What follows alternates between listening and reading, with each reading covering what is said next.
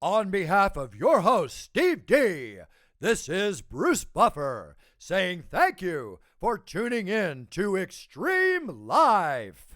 And now, this is the moment Xtreme Lyfe fans around the world have been waiting for. It's time!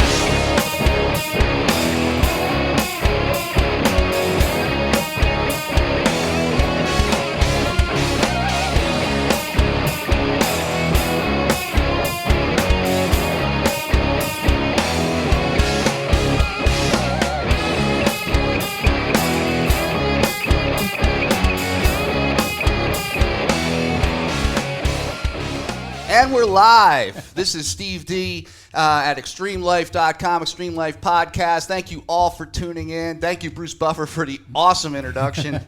I love that guy. For some reason, it just makes me happy. I thought I recognized that voice, and thanks for the clarity there. I'm like, wait, why do I know that guy? So it's cool. So I'm here today with Charlie Mills.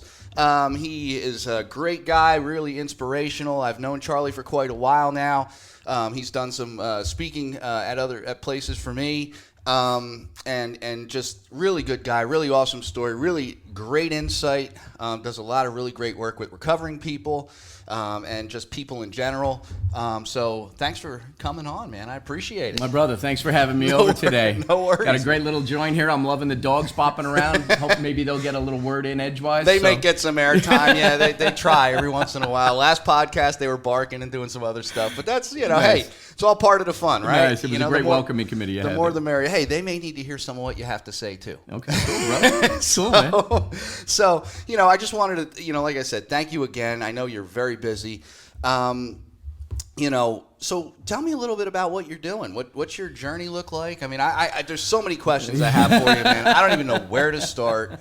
You have such an interesting story, such a cool story, and I hope we can get into some of that, and then Sure. and then go wherever you want to go. Yeah, no, all good. Well, thanks for having me over today, Steve. It's a pleasure, and the dogs welcome me with open arms and open mouths. They jumped all over. Yeah, thank God you had a roller so I could get the lint off of me and the dog hair. So thanks for that, man. I live with the same thing. I've got a couple at home. It's such a joy to wake up in the morning. As much as I may at 10 to 5 in the morning curse the fact that my blue tick coonhound is jumping up on top of the bed saying wake up. Within 30 seconds of just realizing all this animal wants is just my love and attention, and she wants to know that her love and attention is reciprocated and acknowledged. So it's a great thing. It's unconditional, man. I mean, they don't care what the heck they're just like, hey! It's like every time you come home, this is the thing I love about my dogs, man. Every time I come home, it's like they haven't seen you in 25 years. Absolutely. They're like, where the hell were you? I was gone for 5 minutes. Right.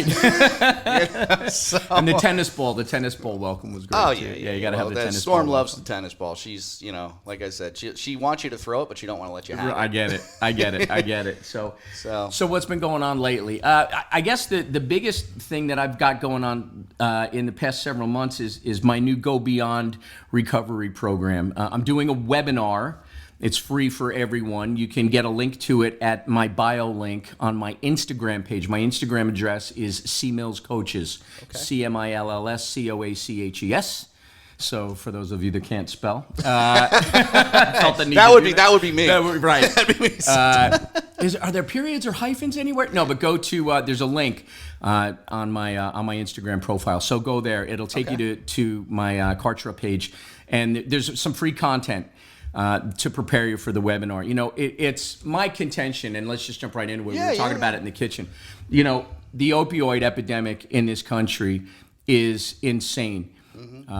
Despite the availability of for-profit and non-for-profit treatment, the number this year, the CDC released 90,000. 90,000 is this year's number. 90,000 people are going to die because of opioid-related overdoses. Which is up from last year. I believe it was around 60, 70,000. Yeah, I think that was 17. I think 18 was somewhere in the low 80s, and we're escalating. And we keep going up. And I'm thinking to myself, what do we have to do? Now, if you're anything like me, I pay attention to a lot of the, like the Facebook and the Instagram, and I'm on Twitter a lot, and I'm watching the conversations go.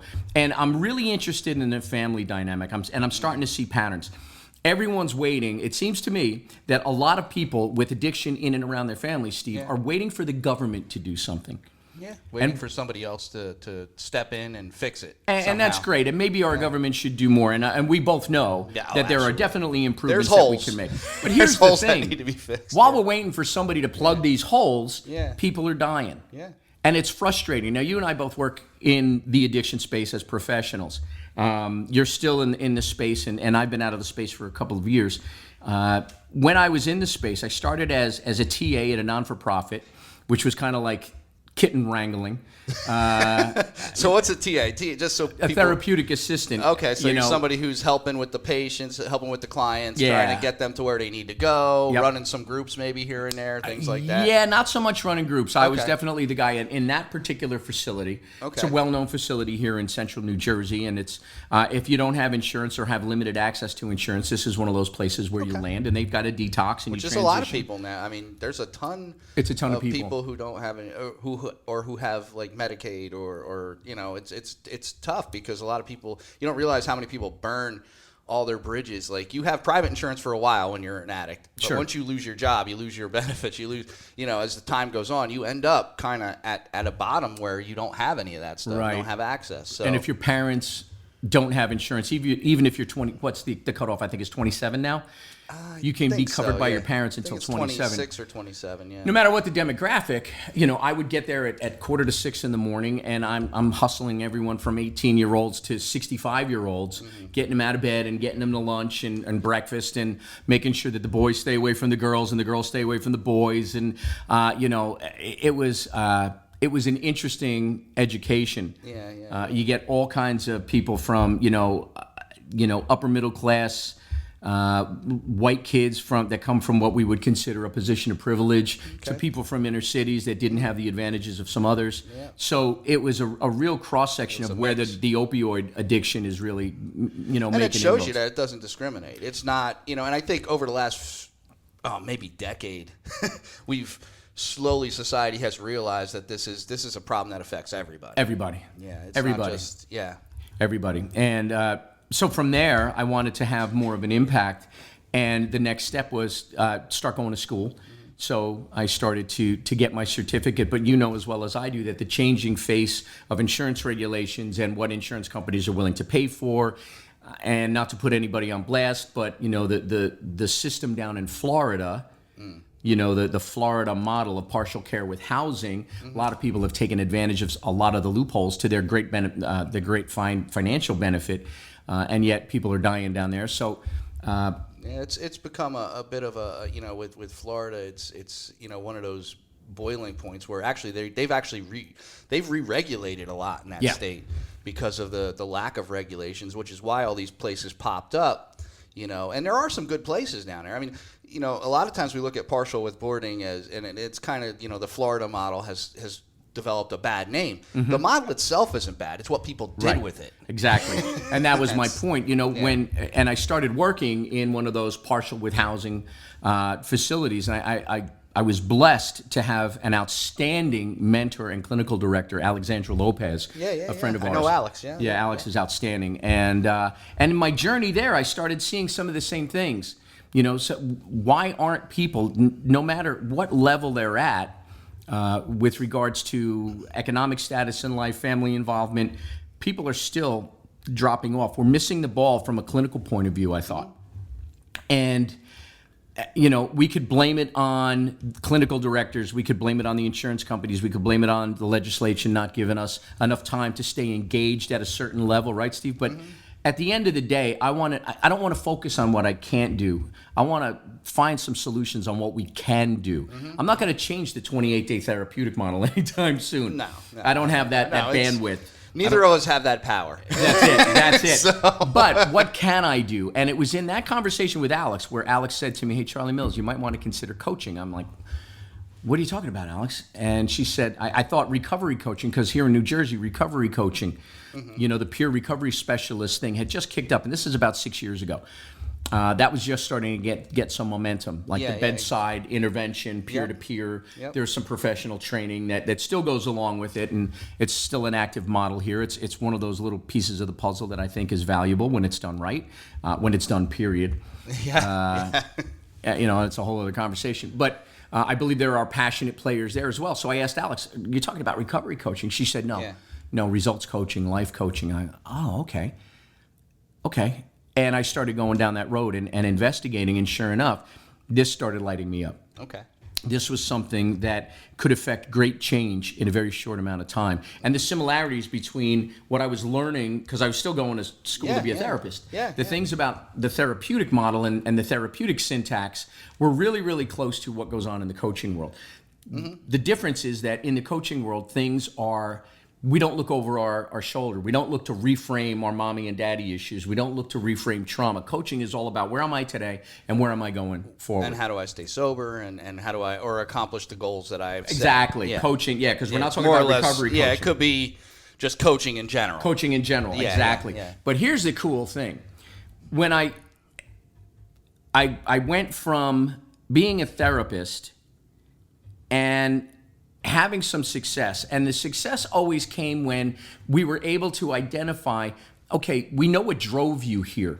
What's going to keep you from going back to the tribe? Because every tribe has its rituals, and the addictive tribe has their addictive rituals, right? Yep. What's going to keep you moving forward? It was those conversations that if I'm to look over my shoulder and look on Facebook to the old clients that I'm still connected with, they have connected to something ahead of them. They've connected to the goals, the lifestyle. They've recreated a vision for themselves. And they've developed a support. They've developed, they did all the things that they needed to do to get to that point. Right. Yeah. And I said, this is what's kind of missing. Yeah. So I made a decision to leave the therapeutic world and focus full-time on coaching. So I went and got an education at a great facility here in New Jersey called IPEC.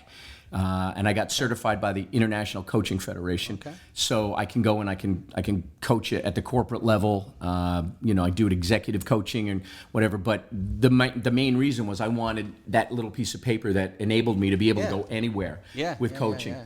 At the same time, having, people don't know what coaching's about. It's an experiential thing. People get driven into treatment because the house is burning down. Yeah, well, there's a fire there. There's something happening. Your life is burning down. Exactly. Basically, and you got to get everything tried to figure out how to straighten it out, and you can't figure it out on your own. Right, so. And that's the leverage there. Your life is in danger. You're going to be homeless. You're going to be helpless. We call it external motivation. Yeah, exactly. Well, yeah, and in coaching we call it leverage, right? So there's a leverage. No matter what the leverage is to get you there, there you are. But what's going to keep you there? What's going to keep you along that track? And like you had said, what's the tribe? What are the rituals that you have to engage in moving forward? Yeah. But before that, those are all strategic things. One of the things I learned in coaching, Steve, was we call it, there's three buckets: state, story, and strategy. Okay. Going to treatment is a strategic move.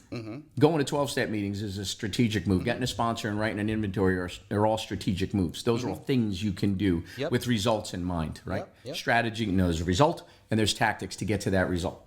Right? But if you're not motivated, if you're telling yourself a disempowered story, the strategy that you create from that story is going to be less than effective. And everything starts with a state. That emotional state. Where are you at? Where are you at? What are you bringing? Exactly. What are you bringing with you? Yeah, and there's a million ways we can talk about that, but you're absolutely right. Am I walking through life focusing on the opportunity, the possibility? Am I looking at my new life in sobriety, even though I'm living in an Oxford house, I'm making $130 a week in my pocket to buy my Noopy 100s, a coffee every morning and pay my rent? How am I going to do this? Am I focusing on what I don't have, or am I focusing on the opportunity? Is this the end, or is this the beginning? Where focus goes, energy flows. Where focus goes, energy flows. So what am I focusing on in that moment? How am I showing up physically? Am I walking around with my shoulders drooped over? Am I thinking, walking around like Eeyore? Yeah. Or am I walking around like Superman with my chest out, my chin up, and a big smile? Am I thinking that life is happening for me? Or am I thinking that life is happening to me? And what are some powerful words that I'm using? You know, what's the vernacular that I'm throwing around? What's the language that I'm using every day? Am I saying my life sucks and my life is hard? My life fucking blows. My family sucks. Or am I saying, you know what? There's some challenges that I've got in my life. Because there's a huge difference. There's also some opportunity. With challenges, there's opportunity. There you go. That's kind of, reframing is a big, even in therapy, it's a huge thing that we use a lot.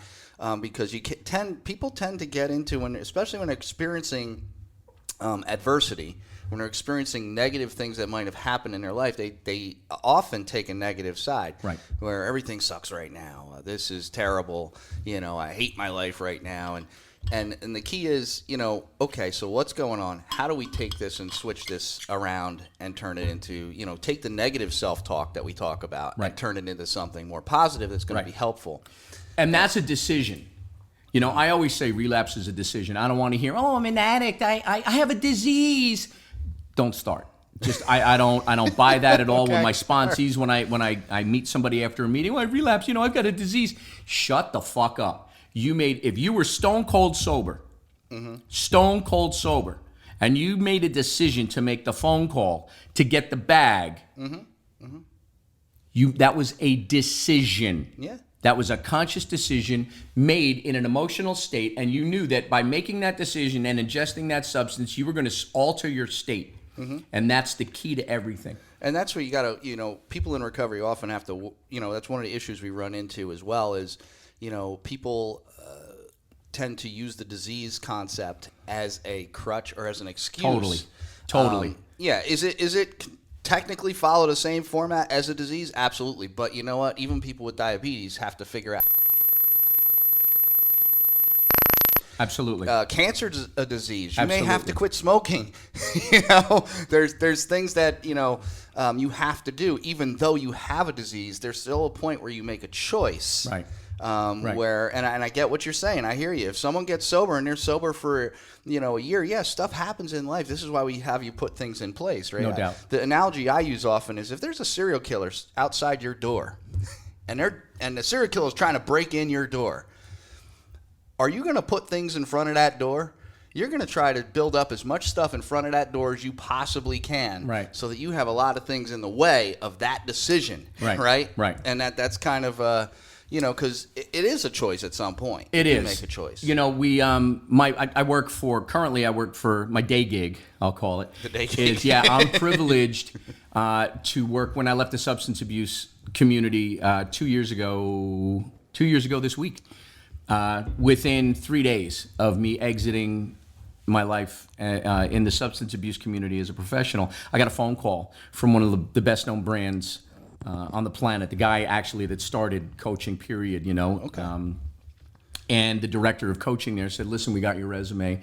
We found you through a mutual friend, somebody that's on our coaching staff. Would you like to come and train with us? We're not giving you a job. We're not promising you a job. We are promising that you're going to get an outstanding education for the next 90 days. Okay. And this is what it costs. And I said, I'm all in. Not coincidentally, I just left my last gig. So let's do this. Thank you, universe. I believe that the universe doesn't make mistakes. Sometimes it puts things right in there, right where they need to be. Right in front of me. Exactly, right where they Steve. need to be. So I started training with him. And one of the things that I learned was, we make decisions. Every single decision we make is made to fulfill a human need. The actions we take, the conversations we have are all vehicles to get us to certain results.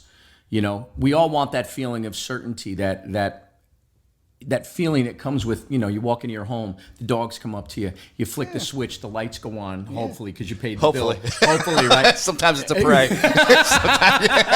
You want to know that there's food in the refrigerator, that your wife is coming up. Yeah. It's that warm fuzzy. It's that primal need that we have. It's the most important thing, that need for certainty. Well, comfort. That's it. It's a feeling of security that things are going to be okay. We all want variety. It's another need. Variety is the spice of life. If everything was cookie cutter the same every day, life would be really boring. So we need different things going on in our life. And how we go and get those different things. Sounds very much like Maslow's hierarchy. It is Maslow's hierarchy. But when we don't talk about it in clinical terms, when we talk about it in real terms, like, man, what do you get your certainty from? Yeah. When we talk about addiction, if you keep going down the Maslow rabbit hole, he talks about addiction as being defined as one activity that provides fulfillment of 3 or more of those human needs at a high level. Think about shooting dope. If I'm and I never shot dope in my life, just so we're really clear. I'm looking at all three kinds. Just so we're really clear, I never shot dope, so I'm not speaking from experience. But man, I have seen the pattern because I've listened to hundreds of addicts in early recovery, and I can tell you it's the same thing. Yeah, they always talk about that feeling, and they get that fizzy, their face changes. Well, man. the warm, fuzzy feeling that they talk about. That someone once described it to me, and I think it's interesting. There's a gentleman who wrote a book called "In the Realm of Hungry Ghosts." His name is Gabor Mate. And he also he also describes it by addicts in the same way it was described to me. It's like someone wraps me up in a warm blanket, and it's that comfort. Yeah. It's that comfort you're talking about. It's that ease and comfort. It's a connection. Another one of Maslow's 6. Loving connection. You're connected to a tribe. Significance. If you've ever ear hustled any of the clients while they're smoking outside in between groups, I remember when Narcan came out and someone would come in with that glazed look into treatment first, second day. I got Narcan, man, once, and that was it. Now, 6 months later. Oh, now it's a common. Yeah, it's not even common. What I noticed was, hey, man, you got Narcan 3 times, man? I got Narcan 5 on my last 2-month run, and the last one took 3 shots to get, it's a badge of honor. They get significance from saying. That culture, the heroin and the opioid culture is a very interesting culture in the fact that it's almost based on how well you can destroy yourself. I'm just telling you, and that's you're higher up in that food chain or the hierarchy in that world, or in the tribe, as you called it, as how much dope you can do. Right. I used to say this all the time because I ear hustled a lot, and I still do from time to time. I mean, I don't always try to listen, but it's there. You're going to hear it. When they're outside, they're talking and they're doing a war story thing, and you try to try to get people to refrain from that. But I used to do this in group. I say, I know your conversations outside. I could tell you what they were. Let me tell you. If I got 4, and I used to say it just like this, and I hope nobody gets on me about the stigma, but you know what? Sometimes you got to say things very plainly when you're in a room full of addicts. Throw it down, baby. You basically say, you know what? Here, let's say you got 4 dope fiends in a row, right? And you're all in rehab, and you're all sitting outside, and you're talking, and one's sitting there, and he goes, man, I got it bad. I'm doing 3 bags a day. And the one next to him goes, that ain't nothing, man. I'm doing 6. The one next to him, man, you both are lightweights. You're not doing anything. I'm doing 10. And then the one next to him is, I'm doing 2 bundles a day. And the one next to him is like, I'm doing a brick a day. And then if there happens to be one more, that one's just walking around with an IV drip all day long. I mean, that's and they would laugh, but they would know that's the reality. And I would kind of make it that way so they would realize how silly that was. Right. Because you're out there looking for stuff with a label on it called body bag or lethal injection. Right. That's the name of this stuff that's out there. And you're going out there and putting this in your body. And now with fentanyl, fentanyl's been around a long time. People keep recycling it like it's new. Mainstream media loves to do it. They recycle fentanyl and keep going, fentanyl is now in heroin. Well, no, it's been in heroin since the 90s. Yeah, no doubt. No doubt. It's been, and maybe it's more prevalent, but, it's been around. It's nothing new. It's been killing people for years, and they do it because it has such a strong impact on people. Dealers are smart. They want people to come back. They're not trying to kill you. They're trying to get you to come back. Yeah, I remember working at the non-for-profit, and there was a moment, it was right around Super Bowl Sunday, and there was an article that came up that morning, or that Sunday, in Pittsburgh, 36 people overdosed and died. 36 people in 1 6-hour swath passed away. And I share this because... When was that? Because I think this I remember that. I'm going to say, what was it, 7 years ago, 8 years ago. Yeah. And it was the first time that because again, my experience with opiates is very limited. Dabbler, not a full-blown addict. But I remember hearing that in the report, it was rumored that there was an exorbitant amount of fentanyl. And I'm thinking to myself, okay, the guy that was responsible upstairs screwed the mix up and made a mistake, because you don't want to kill your customer. Well, they're not trying to kill the customer, but that's an end result. And fact of the matter is, there's plenty more, and they just move on. Here's the thing. That's the thing. This was the interesting point that I was trying to make, Steve. Just like you, we both ear hustle. When I shared that from what we called the pulpit in the morning when we did our morning meeting, I shared, hey, man, 36 people died. You've got a chance here. You're here in treatment. You're safe here. On the first smoke break, as I'm walking around, milling around through the guys are talking about damn, man, I wish I had some of that. Yeah. I wonder what the nod was going to be like, man. I did something that had fentanyl. Oh, my boy cuts it with fentanyl. I started hearing all these stories. Well, they're out looking salivating. They'll be like, hey, if you hear, back in the day, there was a dope brand called China White. Yeah. That was killing people. Sure. Every dope fiend out there was looking for it. Every heroin addict was like, I want to get some of that. Right. Because it must be really good. Right. Not thinking for a minute that it's cut with some messed up stuff, or they hot bagged it, or they did something that's gonna kill you. You know, because my system as an addict, we all think we're indestructible. Sure. I mean, that's the mantra, especially for an opioid addict or a heroin addict. Once you get to that point, you're like, well, nothing could kill me. And I have a lot of evidence to differ that. But Right. it's we try to help people, but that's the mindset. That's the mindset you get into, and we talk about a lot of times being more addicted to the culture and the lifestyle than we are then to the drug. We want to be connected. Going back to Maslow, we all want to be connected.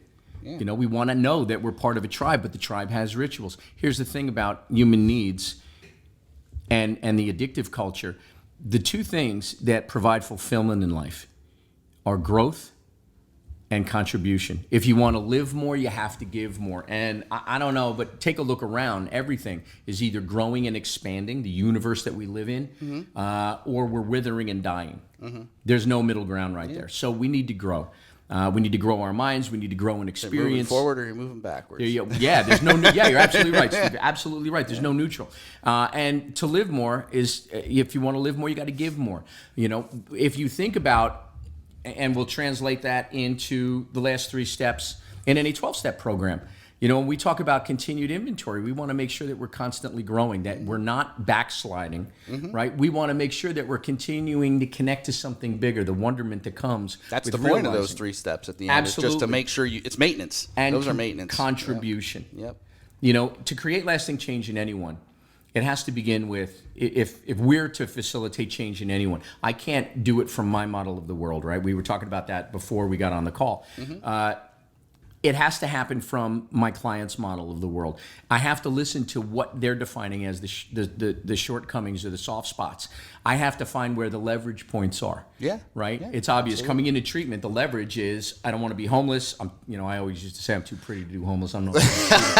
Resolution is right, but I'm too pretty to do that. I don't want to go to jail. There's stuff, I call it the pushing motivation rather than the pulling motivation. Right. So there's something that's pushing you into treatment. Family issues, jail, job jeopardy, homelessness, all kinds of, I'm living under a bridge and I hate it, that kind of stuff. Right. And then there's the stuff that pulls you is, I want this, I want that, I want the, internal versus intrinsic, what we call motivation, right? So we have those two things going on. But I didn't mean to stop you, but I get on these minds. Yeah, no, it's all good. My brain just starts going. It's all good, yeah, right. And then my mouth follows. Generally, so. I'm with you on that one. All right. So when you get to a certain spot, you realize that, I've got to do something besides just making it all about me. I've got to be able to give back. When we go to create that lasting change, when we find out what it is that makes us tick, when we find out what makes it a must, and we connect to, we're able to define a certain situation in a solvable way. We access the resources that we've got. We begin to take action. And then we start to condition the mindset to future pace things. And we make sure at the end of all of that, once we've taken action and once we've immersed ourselves in the change process, we want to make sure that change is going to be lasting. Again, creating lasting change in someone. And that comes to environment, right? This is why it's so important when people, come up, and you probably hear the same thing, Steve. So many young people come up and say, listen, man, I can't get with a guy that's closer to 60 than he is to 13, talking about God in a 12-step meeting. You're close to 60? Yeah, closer than I'd like to admit. But guys aren't going to relate to me. A lot of these young, 20-somethings, early 30s, they don't relate to an older guy that because they're looking from the outside. They're not listening for the inside motivation. It's different for everyone. So. But when you can begin to bridge that gap and realize that, and help people to understand that this is essential. If you don't have that empowered environment at the end of it all, if you don't have a vehicle to give back, I got 15 years on this Halloween, right? And that's awesome, man. Congratulations. Thanks, brother. Yeah, no. And I don't say that to brag. God did what he had to do. But you know what? It's important for people to hear. Sure. It's important because that way people realize it can happen. Yeah. You can do it. So. We could talk more about that because it wasn't a first-time thing. But I want to hear your story. I want to hear some of your story. Yeah, we could do a little. But here's the thing, for me, And for most guys I know that have a quality of life, my model of the world means I'm not cheating on my wife, I'm not overspending, I'm not buying shit that I can't afford, that I'm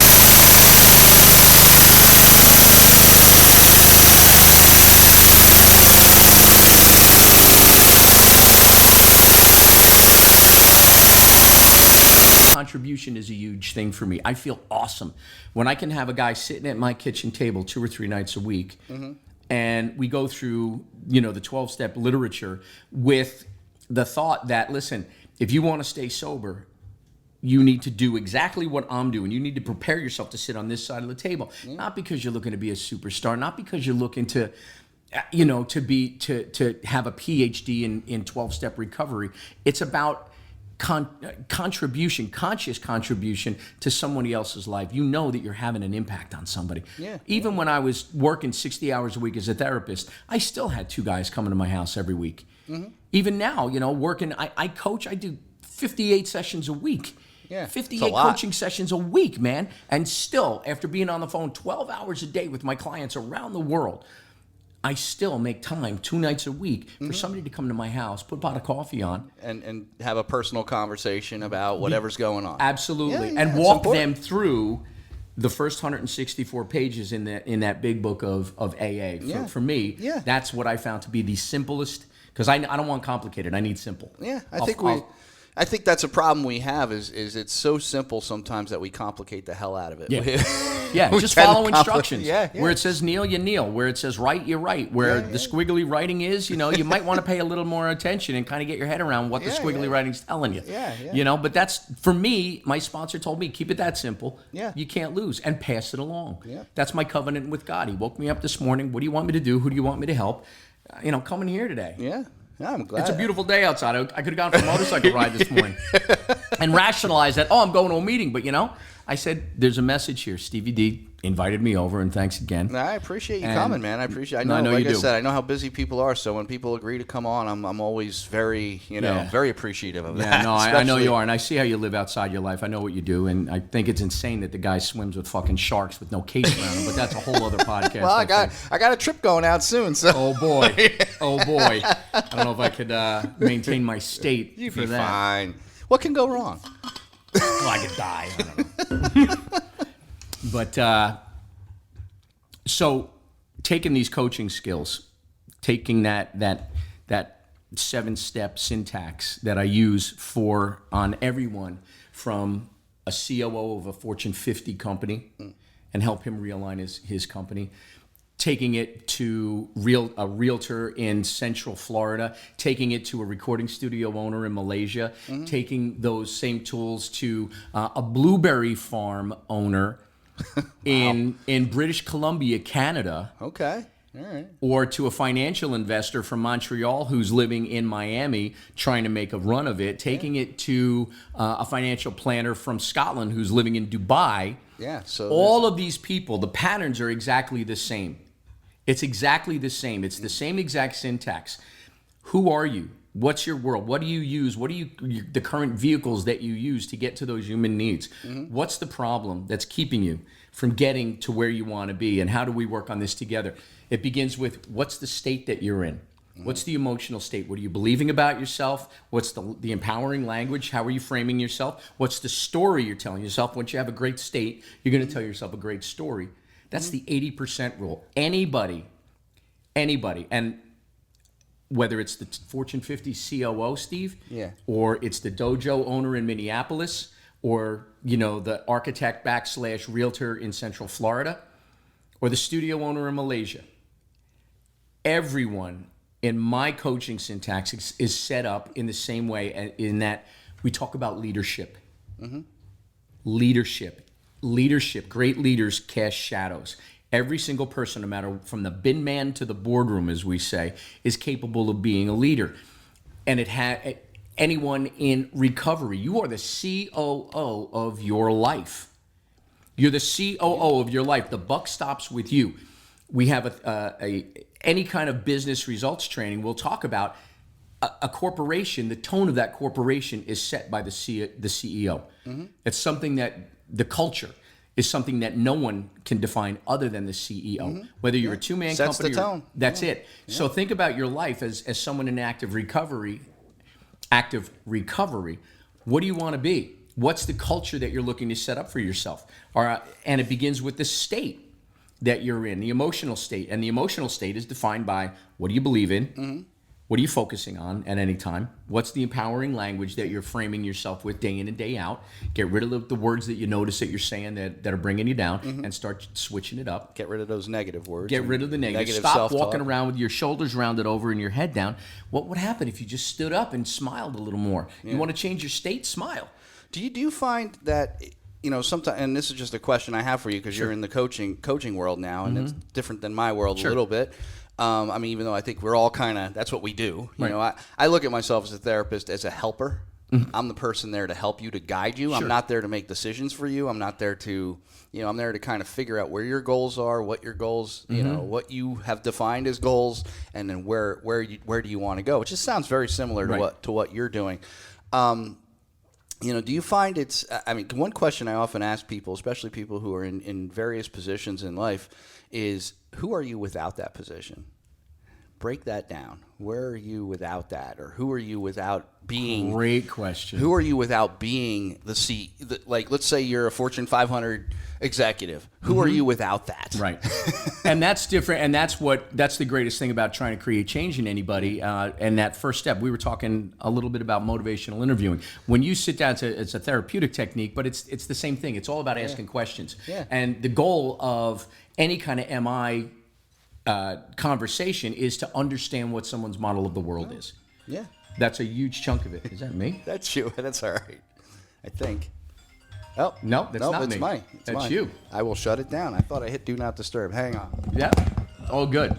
All right. Cool. So yeah, any kind of motivational interviewing that you're going to do, the goal is to really connect and understand somebody's world, somebody's model of the world. And it's in that model of the world that they've made decisions. Those decisions may have been disempowering in the moment. They may have been detrimental. They're using certain vehicles. In that conversation, we're able to discover, hey, certainty came with a bundle of dope every 2 days. Yeah. Connection was facilitated by the other junkies I was running around, the other addicts that I was running around with, the crackheads that I was running around with. Yeah. The variety. Hey, man, one day I was down in Philly, the next day I was in Patterson, the next day I was in Newark, and then I went down to Camden. So there's some variety there. I never knew where I was going to get money from or who I was going to run a scam on. And the significance, well, the significance comes with, hey, man, this is the retelling of the tale. We've all got those crazy ass stories of those chicanery laden moments where, I'm using big words here, where you might have to break that down for me here. Those crazy ass moments, right? We all have those crazy cop stories. Like, oh man, I remember the time where the Jump Out Boys came and I hid under a bush. Like we've all got those stories, but that brings us a little bit of significance. Those are the vehicles that we use to get to those human needs, right? Again, it comes down to that. So how do we create change in someone? Well, we've got to listen to and offer up some powerful alternatives. Yeah. Before that even comes, what's the leverage? Why do you want to change? What makes it a must? Because you know as well as I do, if it's a should or a could or a need, you're going to fuck it all off. I'm going to call that tight. You're just going to fuck it all off. It's only when things turn into a must. And that you move. Yes, Steve. People change when things become uncomfortable. That's it. And this is this is a pattern that goes to humans from the COO of the Fortune 50 company that I coach down to the realtor or the studio owner, you and me. I'm not gonna follow the keto diet and work out 8 days a week like this maniac. I'm not going to do that because it's not a must for me. Yeah. It's not a must. Yeah. That's why I don't do it. Well, you know what? When I share this story every once in a while. When I first started exercising a lot, I was already in recovery for quite some time. And I put on some weight and I just wasn't happy. I was still smoking cigarettes and I was like, you know what? I don't feel good. I'm starting to lose, get out of breath, and I'm, when I shouldn't be. I was only, I think I was like in my mid 30s at the time. 47 now, so that gives you an idea how long ago that was. But I can't, and it didn't happen right away. It was like, okay, I'm going to start running a little bit, and then I got that Sean T video, the insanity workout. So I started doing that. And it just kept Go building. figure, Stevie D doing something named an insanity workout. Well, you know what? It was there. It was easy. I could do it in my house. I didn't want to go somewhere because, like many people who get into exercise or fitness, it's like I was embarrassed to go somewhere and take a class because I wasn't in the best shape. And I had that mindset, which is ridiculous, that you have to get into shape before you go work out with people. Right. Which was talking about a limiting belief, which is crazy. Right. But, and then I remember when I quit smoking, I actually ran a 5K, and I had a little fanny pack with my cigarettes in it, running a 5K. And I get to the finish line. It must have took me like 45 minutes to run the 5K. I don't know. But people were done and going home by the time I finished. And then I took out the pack of cigarettes and I started smoking, and people were looking at me like, "You're an idiot." Right. And that's when I was like, all right, and I threw them away, and that was it. But Nice. But it takes a degree of discomfort, and you know what we talk about in MI, we talk a lot about cognitive dissonance. That's the feeling of uncomfortability in your own thinking, in your current thought process. So if an addict is thinking a certain way, for that, one of the jobs we have in therapy is to make them feel uncomfortable with that old way of thinking, so that they can move towards a new thought process. Holding the feet to the fire and using it as leverage. Well, sort of, yeah, in a way. You know, Nice. it's doing it in a way where you kind of let them explore it, explore it, and then they start to make the realization and kind of confront themselves. That's what MI is really about. It's not confrontational. It's you let the person confront themselves.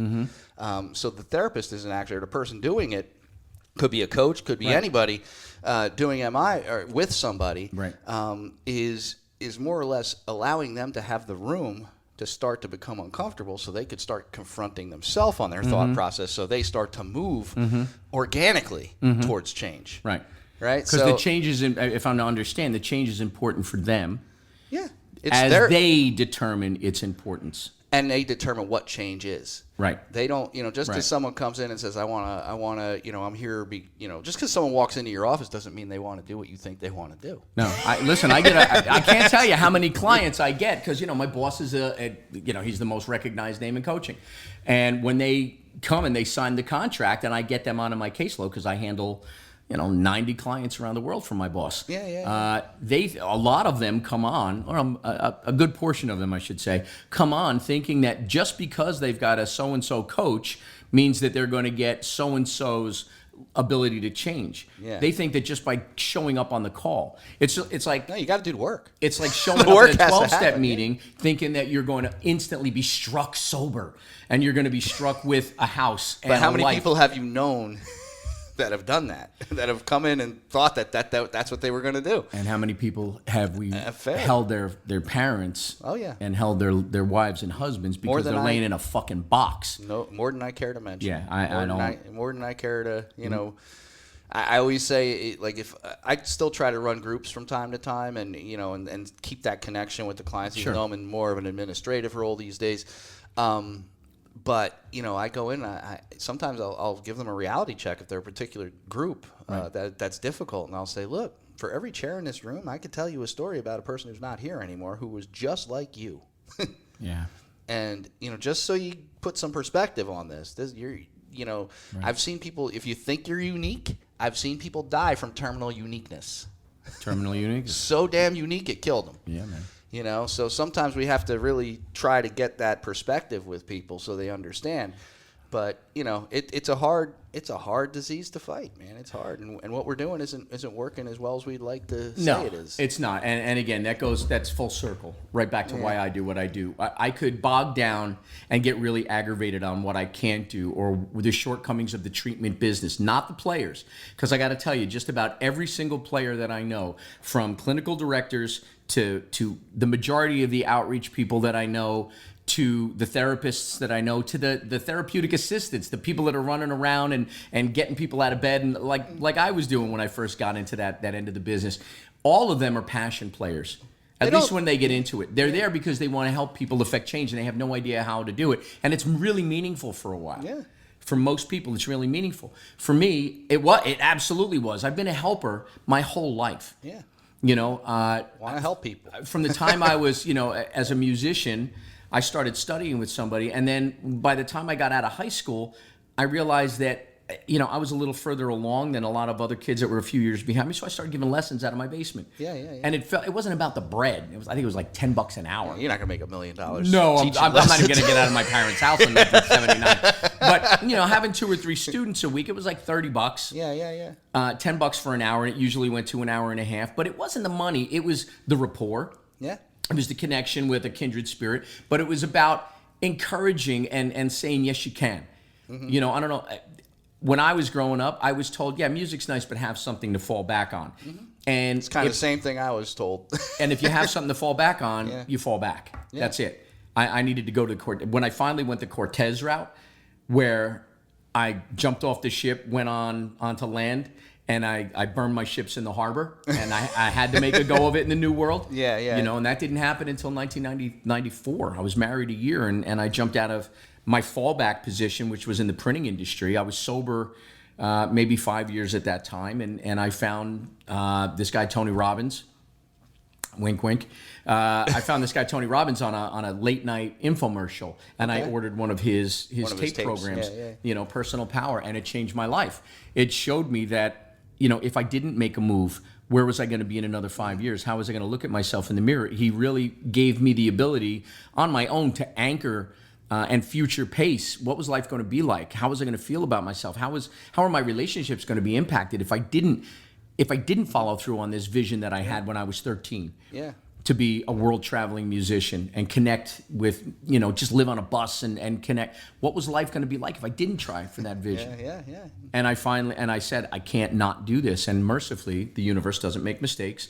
I met a couple of kindred spirits in Tom's River, and I quit at the time, tipping into $100,000 a year. Mm-hmm. Double income, no kids, living in a condo in North At that time, that's man, a lot of money. I was living huge. I got $100,000. I'm a millionaire. Yeah, pretty much, Steve. That was the mindset, And I walked away from all of that security for the absolute uncertainty of trying to make a life as a musician. Well, the entertainment business is tough. That's one of those businesses where you literally have to walk away. You cannot you have to fully commit. You can't be half in one world, half in another. You're right. And make it in that world. You're right. It just don't work. And having, the guitar player, his name is Tony Palmucci. He's got a coaching company called Thinking Without Restrictions. I'm giving you a plug there, Mooch. Tony was he beat me to the Robbins world and Personal Power about a year prior to me finding Tony Robbins and then finding Tony Palmucci. So the two of us were of a similar mindset. I would rehearse every day from 10 in the morning till 3 in the afternoon. And then I started a teaching practice because why do I do what I do today? Why do I coach? Give back. It's the same thing that motivated me to begin to teach. I could have done anything to make a living as well as being a musician, but I thought, give back. Yeah. Teach, because there's a lot of fulfillment. We talk about human needs. Yeah. As a coach, I get the certainty of a paycheck. I get the variety of 55 clients every week.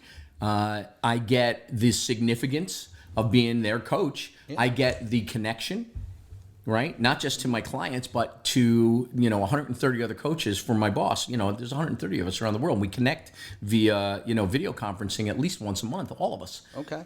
But then the growth. The boxes on that screen must be They're really, really small. No, there's 4 screens I'm swiping through, and it's nuts to see everybody. So, yeah, that's a whole other story. Not to mention going to my boss's live like that old events. commercial. They told 2 friends, and they told 2 No, friends. that's exactly what it looks like. When you're on a Zoom call and you've got like 130 people, there's like 6 screens. You got to scroll through the screens. But the connection, the growth that my company facilitates, and the contribution. I know that my Fortune 50 COO, in coaching with me and talking about and moving forward on some of the things that he wants to accomplish, getting some of the limiting beliefs out of the way, and helping him to achieve, bridge the gap that he defines, I know that not only is he going to thrive, his wife and his children are going to see a much more empowered husband and father. His employees, the other members of his C-suite, are going to see a much different, and they already have seen a much different COO. His CEO has already said, how can we bring these tools to the company? So that's a whole other conversation, So the sense of contribution, and that's the highest thing. You know, for me, that's the highest human need, is knowing that I'm impacting somebody in a positive It's way. satisfaction. It's satisfaction with where you are. It's satisfaction with where things are going. Yeah. You know, I've also always thought, you know, for someone to, you really need to have some type of feeling like you're accomplishing something. You Right. can't just go to a job every day and feel like a drone. Right. In that job, Right. and just kind of like, okay, you know, Right. oh, here we go. Doesn't you know, work. we're going to roll through and we're going to do our job. The best work is done when people feel like they're actually having an impact on something. They're Absolutely. actually working and they're moving towards something, and they have something that's you know going to be good for them. It's going to be good for the company. It's going to be good all the way around. Absolutely. And that's what makes people work. It's also about balance. I think I'm a big balance guy. I tell my staff all the time, take care of yourself. You really do need to. In this Right. field, working with anybody, I think, you know, when you're in a business, even yours, when you're in the business of spending all your time helping other people figure out their issues, it's very easy for us to forget about our own. Yeah, no doubt. And move away from trying to work on ourselves. And so always, you know, you got to take care of yourself. So I'm a big balance guy. That's why you comment I do a lot of different things. Yeah, Sure. I do a lot of things other than what I do at work, you know, Right. because it's important. You got to take yourself out. You got to unplug. The first conversation that I have, or the first couple of questions when because if you're going to coach, you got to have a coach. That's just kind of in my model of the world. It's what I believe. You got to coach. I believe the same thing with therapists. If you're going to be a therapist, you should have one. You got to be a Spending part all of the your time chain. in someone else's head. Right, it's not good. Right? So And one of the first questions my coach always says is like, all right, what'd you do for yourself? I don't want to hear about what you did for everybody else. I don't want to hear about your private business. I don't want to hear about, what did you do for yourself this week? Did you get on the bike and ride? Did you go play golf with your guys? Did you go out to dinner with Diane? Yeah. Did you spend time? Did you go and just binge watch Netflix on a Sunday afternoon because the Raiders weren't on until at the afternoon? I have to confess, I am a long-suffering, diehard Raiders Raider fan. fan. If I were to open my veins, silver and black would come out. Since the mid-'70s, I know it's a whole other story. That's a whole other podcast. I'm telling you, sometimes football. my God. You know what? I don't really watch football that much anymore. But I'll tell you what, that's like the. I'm trying to put together some other podcasts on a Sunday, and I will tell you, it is a nightmare. You can't do it. People don't want to come because No, football's on. you I'm can't like, do it. I got 4 people I'm trying to get to coordinate for one Sunday to come in, and football is the big obstacle that I'm fighting with right now to get this thing happening. Yeah, it's crazy. Yeah, you can't make it happen. You can't make it happen. But you're right. Work-life balance. Like I had said, when I was 13 years old, I went to see a band called Rush. Great band, by the way. Great Love band. that band. And it was front row center. I went with a photographer friend of mine who got front row center tickets at the old Palladium. It was a theater, so the stage was low. Yeah. And we're sitting there front row, and the opening band comes on and off, and the second band comes on and off, and then Rush comes out. And I'm sitting there enthralled, front row center, and I'm sitting.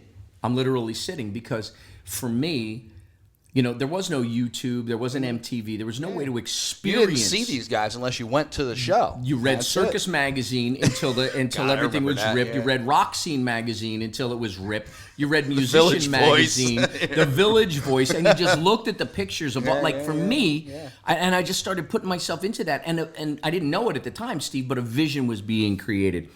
The difference between a vision and a dream you wake up from. A vision, you can take action steps to really get to that, fulfilling that vision. And in that moment, I remember I was sitting front row center and everyone was up, and Getty and Alex, the guitar player and the bass player, I talk about them like I know them, right? Yeah. They came and stood right in front of me, and they were looking right at me. Well, now you do know them. Well, You do yeah, know 'em at that exactly. point. Standing there looking at me like making the rock face, right? And I'm like looking around, and I noticed that everyone around me was standing up, and I looked. I'll never forget the look on Alex's face. I looked around his legs because he was blocking my view of Neil. As a drummer, Because you're a drummer, you just want to see Neil Peart. Listen, man, it was church. It Yeah. was higher education.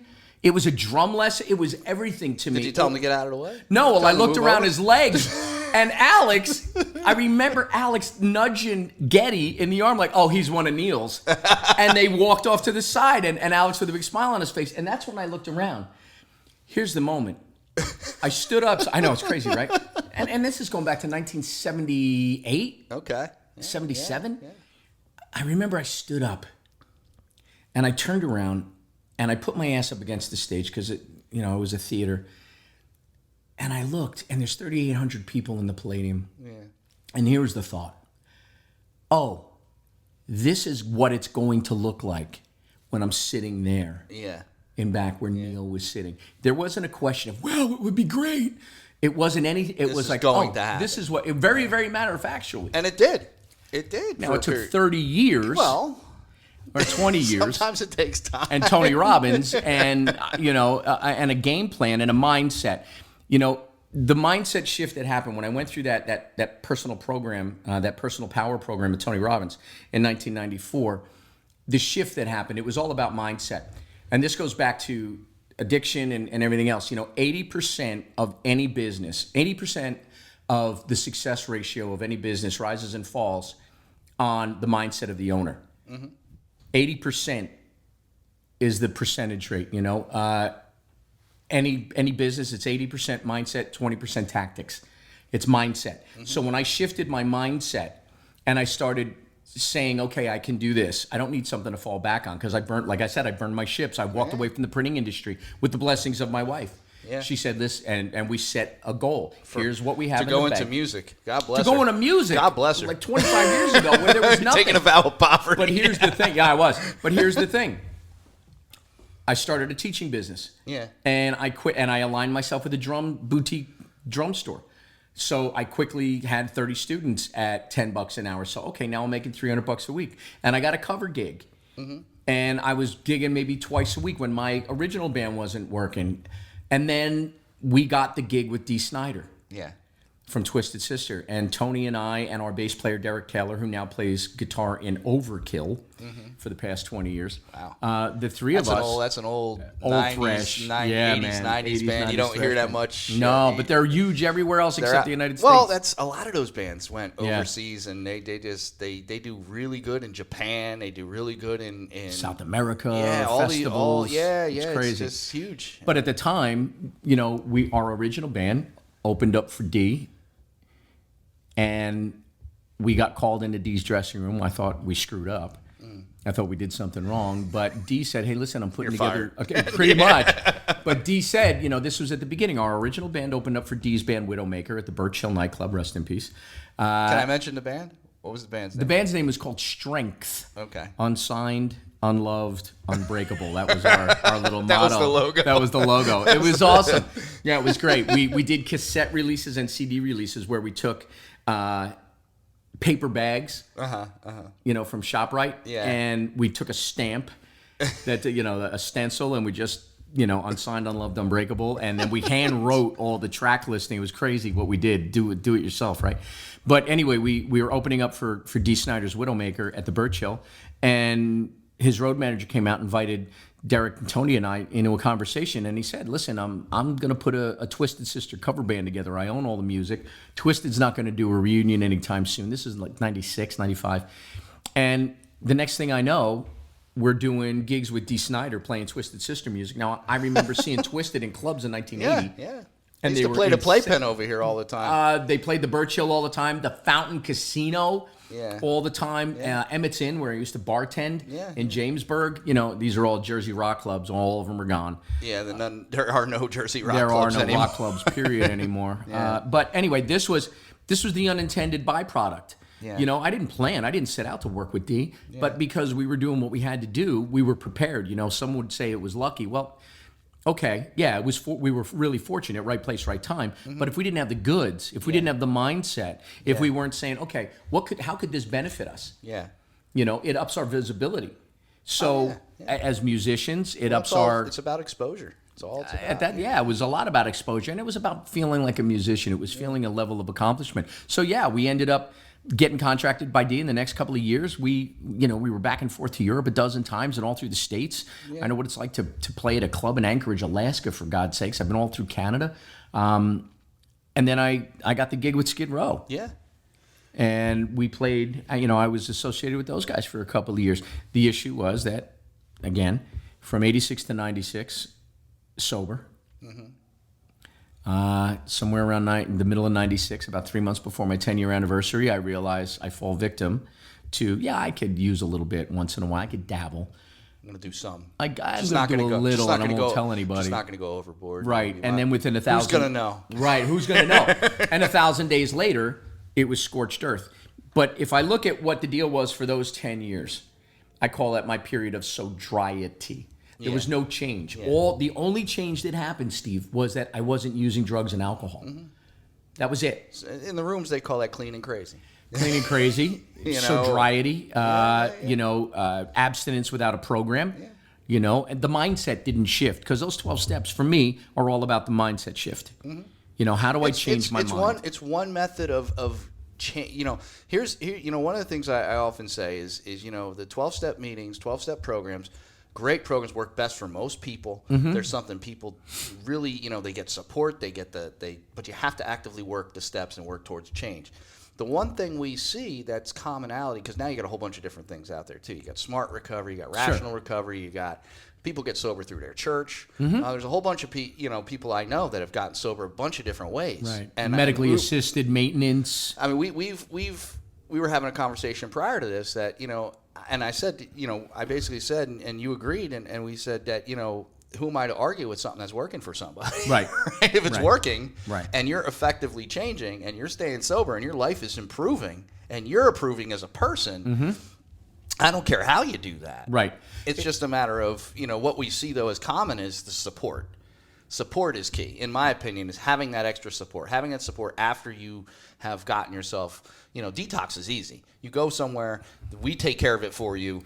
You pretty much hang out, right, and we give you medications to make it easy now. Right. And back in the day, we didn't have those things. Right. I mean, I remember when I detoxed, man, I don't remember playing ping pong day 2. Now we got people playing ping pong. No, that wasn't going on for me. I mean, I was really not well. Right. Not that it's better or worse. I mean, I think it's better in some ways that we see now with medical assistance in the level that we have it. We have a lot less people having medical other issues coming up, but we also have people that are able to participate in program quicker. Like day 2, they could participate, whereas back in the day, it was like you're in bed for 4 days. Yeah, You didn't move. Sure. But so we see a lot of change in that respect. So it's an ever evolving thing. But we see, I could detox anybody. I can keep you sober in treatment. It's when you leave. What's going to happen when you leave? And it all goes back to, and this is what we're doing here today, right? It all goes back to the motivation to get sober is not the motivation to stay sober. Treatment is a tactic. Treatment is an action. But what's the overarching result you're looking for? Most people don't think that far. They just run out of the burning building. My mother is cutting me off. My parents are throwing me out. My wife is throwing me out, or my husband's throwing me out. I'm tired of selling my body. I'm tired of robbing my friends. I'm tired of living in my car. I'm tired of not seeing my kids. I've got warrants out. I've got to go to drug, like whatever the motivation to go into treatment, that leverage, that burning house, kind of the flames stop lapping at your ass after 28 days or 35 days with a detox, right, Steve? So, and now what is it? Why are you going to stay sober? What's the vision? How are we going to create the lasting change that is absolutely necessary for you to live a fulfilling life as you define a fulfilling life? Sooner or later, you're left with you. Sooner or later, you're left with, you are there without the consequences. The burning house. Are you going to run back into the burning house? And a lot of people do, because they find certainty. They know how to navigate the burning house. It's comfortable. It's comfortable. They find certainty there. Yeah, it's that sense of ease and comfort, as insane as it is, because here's the thing we didn't talk about, Maslow. To get those needs fulfilled, and this is addiction, to fulfill those needs at a high level, we can fulfill them either in an anabolic, in a life-building way, or a catabolic, a ripping down way. Well, I think we would both be in agreement that addiction kind of rips everything away from you and your family. It tears everything down, right? So to get those needs fulfilled at a high level, we will step over morals. We will step over values. We will step over logic. We will step over the thought of consequence. Think about it. To shoot dope, if I shoot dope, I may die. It'll inflame my hep C. I won't see my kids. I'll piss up a dirty urine and go to prison for 7 to 10 this time. How many times? I'm going to say 9 out of 10 times, that person will say, fuck it. Well, they're going to take the chance. And, and this is where it gets into, there's a lot of science we can get in here as to why that happens too, because, there's an interesting perspective on opioids too, especially because it's basically a brain hijacker. Sure. So when you look at the same thing we're talking about, the comfort, right? You have that the most basic part of your brain, right? The reptilian brain, right? That's the part of your brain where it's fight, flight, freeze. It's that part of your brain that basically triggers that I got to get away, or I got to run towards, or I'm going to step into action. And then there's the limbic system, which is the emotional state, and then you have the higher level thinking, which is the other part of your brain, the cortex and all that area where your executive decisions are being made. And one thing we find, and when you look at opioids, is it taps into that very basic center of that brain, where that reptilian brain, that fight, flight, freeze. So what happens is then you have emotions that are based on the things that are going on, right? So you have the limbic system. Emotions trigger the reptilian brain, the fight, flight, freeze, and what do you run to, right? So you're basically, it's wired up to the addiction piece, right? It wires up over time. That reptilian brain wires up to the addiction piece. So to relieve the emotional distress, you run back to your using. So basically what you end up with is your lowest functioning part of your brain, the brain that's just basically non-conscious, non-thinking, non-problem solving. Basically it's hijacked the cortex of your brain, which now forces your higher level thinking to just figure out how you can use, how you can get more. And that's what happens. It's really interesting how the brain works. And that's why when treatment is effective, when you hold on to somebody in treatment and you get them detoxed and let that detox sink in, because the real client shows up in about 21 days. The real crazy motherfucker shows up in 21 days, almost spot on. At 21 days away from his last bag, his last hit of crack, his last bang of meth, his last cocktail. At 21 days, you cannot hold your breath, because you want to integrate into that recovery system, and you're going to find your significance, you're going to find your certainty, and you're going to find all those things. It's almost like you're Stevie Wonder looking for the blue socks, as inappropriate as that is. I love Stevie, right? You're going to fumble around trying to find your way, and at 21 days, the ease and comfort that you were looking for, isn't there anymore, because the vehicle you were using was dope, coke, booze, benzos. Whatever it was to elicit that comfort. And that's why sex, right? Yeah. We'll go to sex, because sex makes me feel good. And we can talk about the science all we want. Yeah. Is it behavioral or is it chemical? They're interacted. But at the end of the day. Problem is hormones wake up before your brain does. There's that too. Hormones wake up before your brain does. Right, yeah. That's one of the biggest issues in early recovery, is hooking up with somebody else, and we almost always see that end badly. Please. Yeah, no, I would say that the vast majority end badly. But when you get them, and by them, when we get our clients from that spot, the conversation, and this is the thrust of what I do, of why I'm doing it. I can't control the science. I can't control the insurance companies and say we need them for 90 days. I can't, I can say all I want, Steve, that, treatment was designed at Hazelden for upper middle class white American male alcoholics. It doesn't translate well for a 25-year-old opiate addict from, a disenfranchised family or a broken family. Like, the demographic that it was designed for has shifted, yet the treatment syntax has not. And the insurance companies have been very resistant to pay for that shift. I'm not going to hold sway over that. I can't. What can I do? It's my contention, it's my to the marrow of my bones belief that the things that I've learned in coaching, and it really is based on Maslow, when we can begin to get them away from or add to an IOP level of care, a 12-step immersion, when we can begin to have the coaching conversation, which is nothing more than you're the quarterback, I'm the head coach, run over to the sidelines, let's talk every 10 days, you're not broken, you're on the playing field, what's the goal line look like for you, how do we move the chains 10 yards at a time, how do we move the line, that's how do we move the needle, as is important to you. What is important to you? Why are you doing this? That is the single biggest boat that we all miss, is not connecting the one thing. Well, you're familiar with Carl Rogers' work, right? Totally. So, Carl Rogers had this thing, and it sounds a lot like what you're talking about. It's called accurate empathy. He spoke a lot about accurate empathy, and that's the ability to understand the problem through someone else's perspective.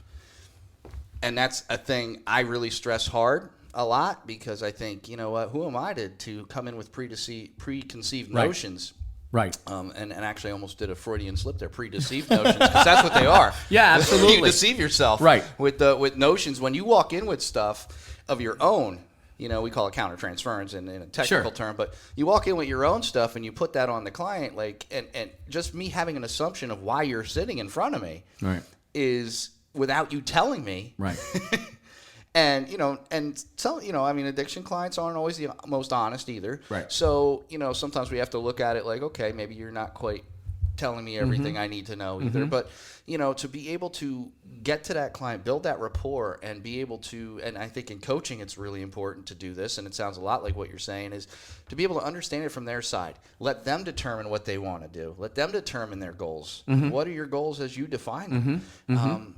How can I help you get there? What can I do? Right. Because I'm not here to tell you what to do. Right. I'm here to ask you what I can do. Right. And that's something that's changed. That's one thing that I know has changed a lot in addiction treatment, as far as therapeutic perspective. Now, there is still a lot of old school therapists out there that you come in and say, I'm not ready to make a change. They're saying, all right, well, then come back when you're ready. Right. That's not what I do. I mean, I'm very much like, okay, well, if you're not ready to stop, what are you willing to do? What can I do to help you? How can we fix this? You know, or what do you want to work on? Right. You know, right. Those are all questions that, you know, in treatment for years, people didn't ask. If you didn't fit the mold, you weren't coming in.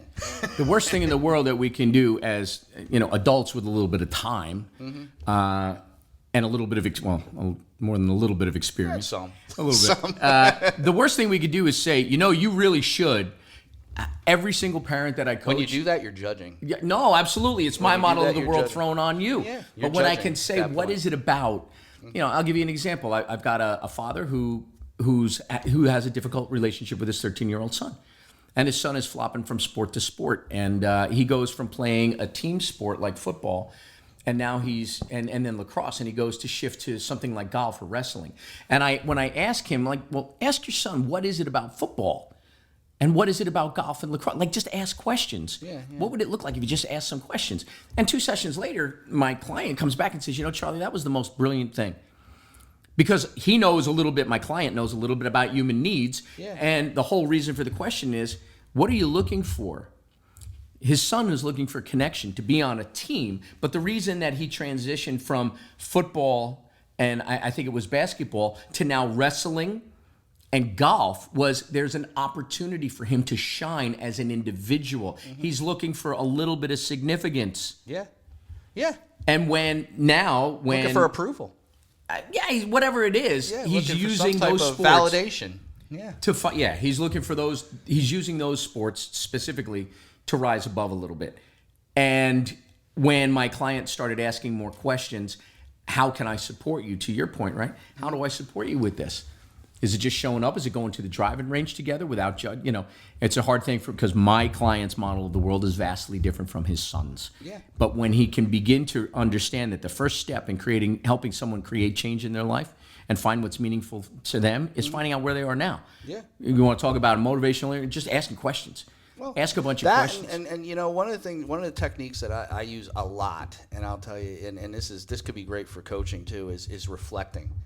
Reflecting shows a couple things. When you reflect on somebody, what their thoughts were. Like someone comes in and says, you know, I have all these things going on. I just don't know what to do. I don't know how to handle it. And you come back with, okay, you have a lot of problems right now. Sure.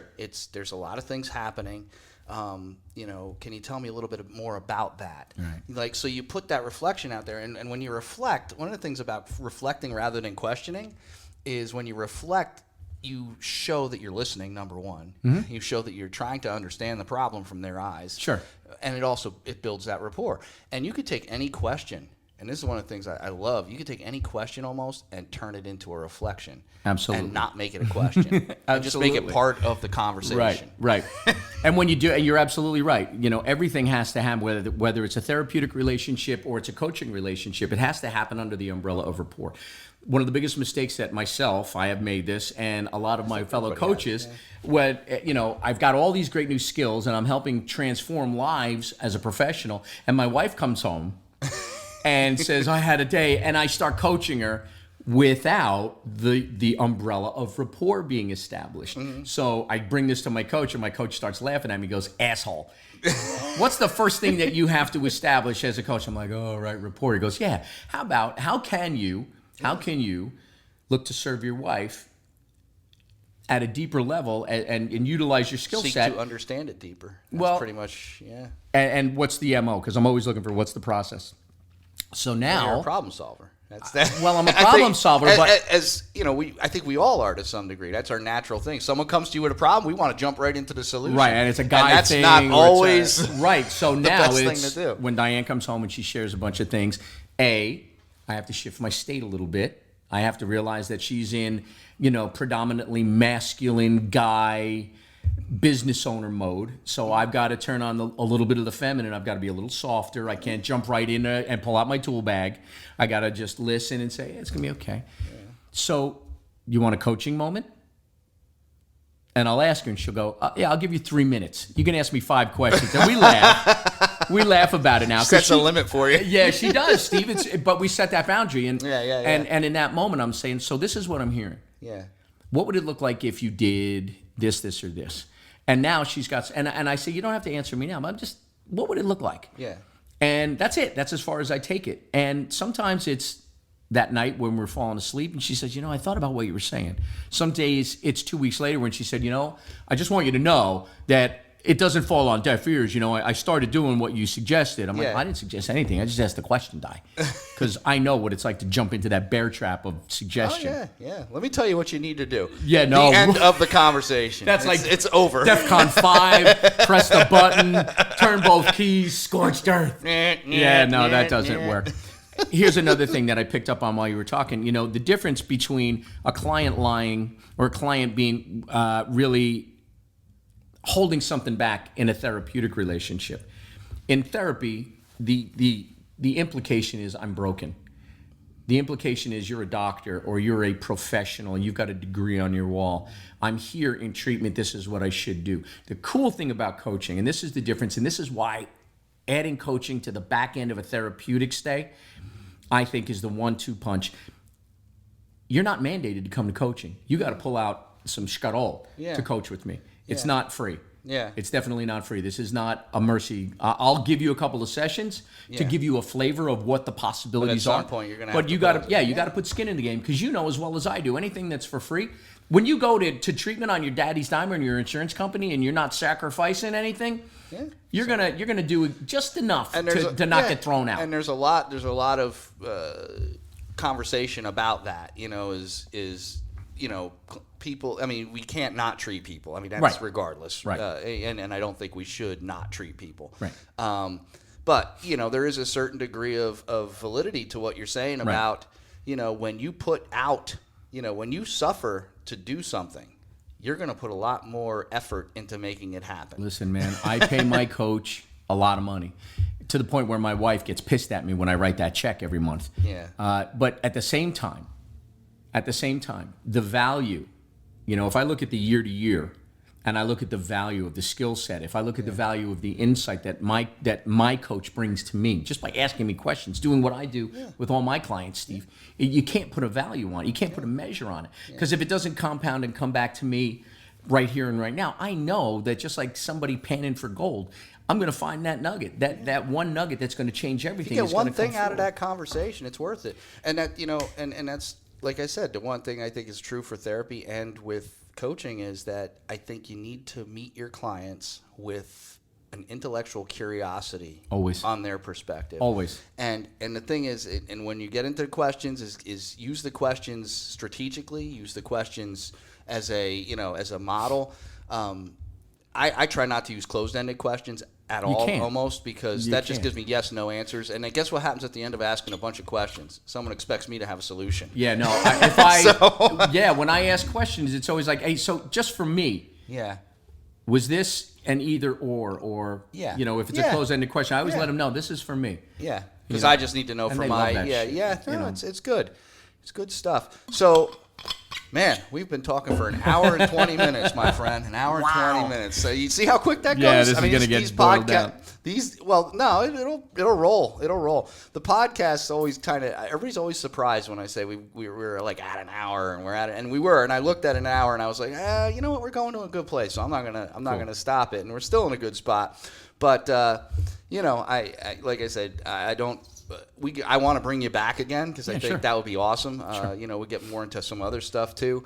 But is there anything you wanna plug or anything you want to put I'm out doing, and this is it. I have my own business called Go Beyond Recovery. You can find me, C Mills Coaches, on Instagram. Is the easiest way to connect with me. Just friend me or follow me, however you need to do that. C Mills Coaches on Facebook or Charlie Mills on Facebook. You can friend request me. I rarely turn anybody away unless it's a bot, right? And even some of those I'll You're still your friend with bots, but too? yeah, exactly. But I probably have a few on my Facebook. Yeah, it's a real one-sided relationship, though. But what you can do is connect with me. What I'm going to do is on October 23rd, it's a Wednesday night, I'm going to put a webinar together. It's going to be a video webinar, and I'm going to give you some of the insights from the coaching world. I'm going to give you some usable tools. Whether you're a family member and watching this or listening to this, whether you're someone in recovery that's watching this or listening to this, or whether you're a clinician and paying attention to Stevie or paying attention to me, and you want to get some new insights, I'm going to share some of the things from the coaching world with you that you can use immediately.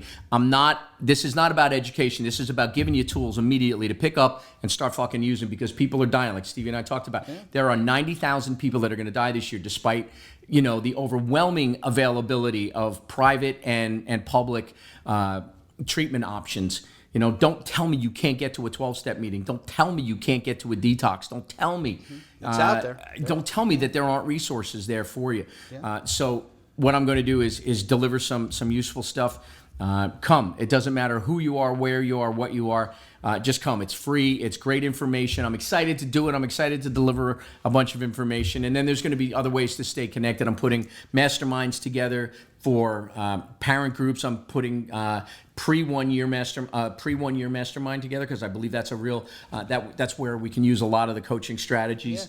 I'm going to put a post 1 year mastermind together. Somebody with 6 months is in a lot different place than a guy with 18. Oh yeah. So I think the value of masterminds, focused 1 hour once a month, just everybody get together. The shit that people share with each other blows me away. Yeah, and it's outside of AA, it's outside of NA. There's no judgment, and you got to pay a little bit to join a mastermind. It's $1 a day, maybe something really, really cheap, but that buy-in proves to yourself that I'm serious about my recovery. I'm serious about taking my recovery to the next level. It's never, ever, anything that I do is not a replacement for treatment, IOP, outpatient, therapy, 12-step recovery, smart recovery. Absolutely. It. I'm the nitrous bottle. I'm the nitrous bottle that you slap onto the. Not really. Well, I'm the supercharger. How about that? Yeah, there you go. Cool, Steve. Because right now you're like, oh man, nitrous. Nitrous. We're going, dude. But sorry. That's great. No, that's good. Cool. And if you could send me all that stuff, I'll be glad to post it with the podcast.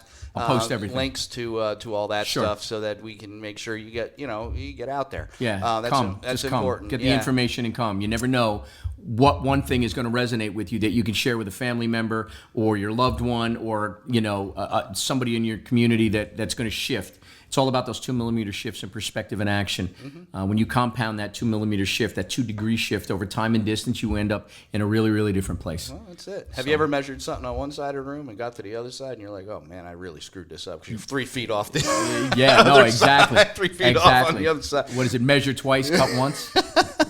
Well, hey, that's important. It's important, and that's why I always tell people. I just had a conversation with a friend of mine last night, and I said he's going through some stuff, and I said, look, before you start sending out emotional text messages to people about this stuff, it's over a girl. Before you start sending out text messages all pissed off, I said, walk away from it for a couple hours. Think about it. And if you still feel the same way, by all means, do what you got to do.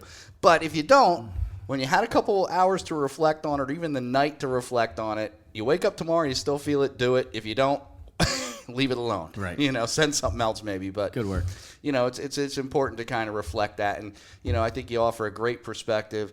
Like I said, I mean, you've always been willing to come in and do stuff with Sure. me, and you've done speaking events for me, and I appreciate that. You're a good friend, a good guy. Awesome story. I wish we could have gotten more into your story. Next time. We'll do it next time. Next time. We'll bring you in. We'll put that out there a little bit more. But thank you so much for coming in. I appreciate you being a part of it, brother. taking time Stevie, out of your thank day, you. man. Thanks No for having worries, me. man. I'm glad to have you. And that's the podcast for today. Just remember, today's podcast was brought to you by JoJo Photo at pixieset.com. JoJo Photo at pixieset.com. She does a lot of work for me. She takes great photography. She also has designed my logos, so she's awesome. Check her out, okay? Thanks a lot, guys, and I'll see you next time. See ya. On behalf of your host, Steve D, this is Bruce Buffer saying thank you for tuning in to Xtreme Lyfe.